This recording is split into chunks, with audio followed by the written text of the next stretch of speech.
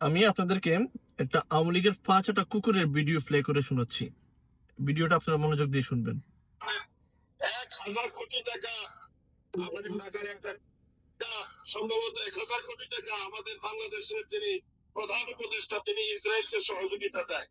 তো এখন আমাদের এটা পদ্মশীল আমরা এই দেশ থেকে ইসরায়েলের বিরুদ্ধে হুঙ্কার দেই, আর আমাদের দেশের রাষ্ট্রপ্রধান 1,000 কোটি টাকা ইসরায়েলকে পুরস্কার দেয়, বকশিস দেয়। এটা আমাদের জন্য পদ্মশীল না? আমি বাংলার ছাত্রী সমাজ, যুব সমাজ, তরুণ সমাজকে বলবো, তোমরা এক হুঙ্কারে বাংলাদেশের পরিস্থিতি, বাংলাদেশকে ভালো করার জন্য তোমরা এক হুঙ্কার দিয়ে বাংলাদেশকে পরিবর্তন করেছো।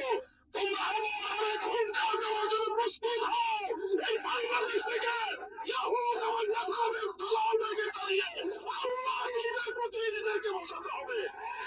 ইসরায়েলকে 100 কোটি টাকা সহায়তা দিলেন ডক্টর ইউনূস। অসুতি ইউনূস এ হল বড় শয়তান।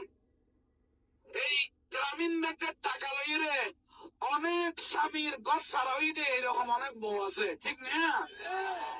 এই সুতি ইউনূসকে আমি বলতেছি, আমার মনে হয় তার জন্মেরও সমস্যা আছে। তো এবার শুনলেন তো এই আওয়ামী লীগের 5টা কুকুরগুলা এরা কি মারাত্মক টাইপের কথা বলে। দেশের মধ্যে একটা অরাজকতা তৈরি করার জন্য এবং দেশের মানুষকে মানে এক প্রকার উস্কানিমূলক কথা বলে কিভাবে সরকারকে একটা বিতর্কিত একটা পরিস্থিতির মধ্যে নিয়ে যাওয়া যায়, সেই জন্য তারা এই ধরনের ফেতনা ফাসাদ ওয়াজ মাহফিলের মাধ্যমে করে যাচ্ছে। এরা কত বড় আওয়ামী লীগের দালাল আপনারা অলরেডি জানেন যে এই যে আলাউদ্দিন জিহাদি, এই যে এই সিন্নিখোর, এই মাদারচোদ, এই লোক একটা ওয়াজের মধ্যে বলে যে আয়নাবাজি নামক কোনো কিছুই নেই বাংলাদেশের মধ্যে, এগুলো সব ভুয়া। সেই ধরনের বক্তব্য দিয়েছে, আপনারা ইতিমধ্যে এগুলা সব জানেন। অথচ বিবিসির মতো নামকরা বিশ্ব মিডিয়াগুলা এরা যখন বাংলাদেশে এই আয়নাগরের প্রতিবেদন সারা ওয়ার্ল্ডে প্রচার করে, তবুও তারা এই একই কথা বলবে যে না, আয়নাবাজ নামক কোন ধরনের বন্দিশালা কিছুই নাই।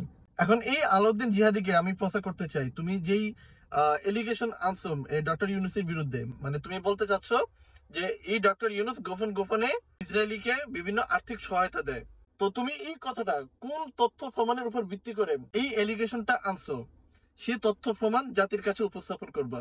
যদি তা প্রমাণ না করতে পারো, তাহলে বাংলাদেশের সরকারের কাছে আমার বিনীত অনুরোধ থাকবে, এই ধরনের ফেতনা ফাসাদ ছড়ানো, এই ধরনের ভণ্ড আলেম, এরকম আওয়ামী লীগের 5টা কুকুর, এদেরকে যেন আইনের আওতায় নিয়ে আসা হয়।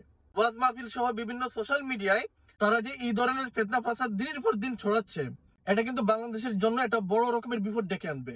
এই কুকুরের যতগুলো ওয়াজ দেখছি, সবগুলো ওয়াজের মধ্যে সে ফেতনা ফাসাদ তৈরি করছে, সমাজের মধ্যে কিভাবে বিদ্বেষ তৈরি করা যায়, এই ধরনের বিদ্বেষমূলক বিভিন্ন ধরনের বক্তব্য সে দিনের পর দিন সে করেই যাচ্ছে। তো কাজে সীমা অতিক্রম করার আগে এদের বিরুদ্ধে প্লিজ একটা ব্যবস্থা নিন। এইসব মাদারচোদদের জন্য অন্যান্য যেসব হক্কানি আলেম আছে এরও পর্যন্ত বিতর্কিত হয়। তারপর আরেক মাদারচোদ মোল্লা বলে কি ডক্টর ইউনূস সুদখোর। আরে শুয়ারের বাচ্চা, বাংলাদেশের মধ্যে কি শুধুমাত্র ডক্টর ইউনূস সুদখোর? বাংলাদেশের আর কেউ সুদখোর না? হাসিনা যখন বাংলাদেশকে সুদের উপর দেশ চালাতো, তখন কই হাসিনাকে তো কখনই বলতে দেখিনি যে হাসিনাও সুদখোর। উল্টা হাসিনার পাশার মধ্যে তেল মালিশ করা ছাড়া তার কিছুই খরচ নেই। বাংলাদেশের আর্থিক কাঠামো হতে শুরু করে ব্যাংক সেক্টর, সব জায়গায় বাংলাদেশ সুদের উপর নির্ভরশীল। বাংলাদেশ যে বিভিন্ন জায়গা থেকে যে মোটা অঙ্কের ঋণ নিয়ে আসে, এই ঋণটাও কি সুদের উপর চলে না?